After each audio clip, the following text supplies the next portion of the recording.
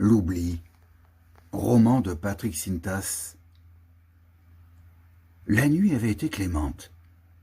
Mokhtar aimait cette mer. Il en connaissait une autre, plus étrangère encore, et il avait goûté au Pacifique, près du Japon, dans des circonstances tragiques. Il avait connu des êtres en lutte, mais il n'en parlait jamais. Pourtant, cette nuit, dans l'air tiède et humide qui les envahissait, il avait évoqué le bruit des armes dans les rues, où il n'était venu que pour satisfaire au plaisir. Il crépitait dans les oreilles de son voisin, parce qu'un enfant dormait entre deux femmes.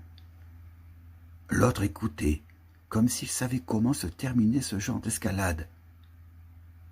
Mokhtar ne parlait pas des hommes qui lui tiraient dessus. L'autre voyait les jets de flammes, il imaginait l'essoufflement et savait peu de choses sur la poussière des impacts.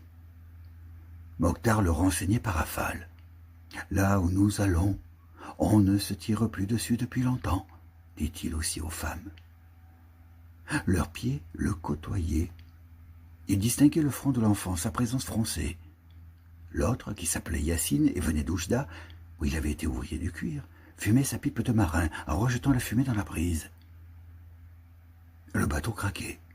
L'air était saturé de vapeurs nocives. Mokhtar regardait la main rouge qui pressait un mouchoir sur la bouche et le nez de l'enfant. Elle portait une bague de cuivre qui verdissait ses jointures. Il y avait une heure qu'on n'entendait plus les pétarades du moteur.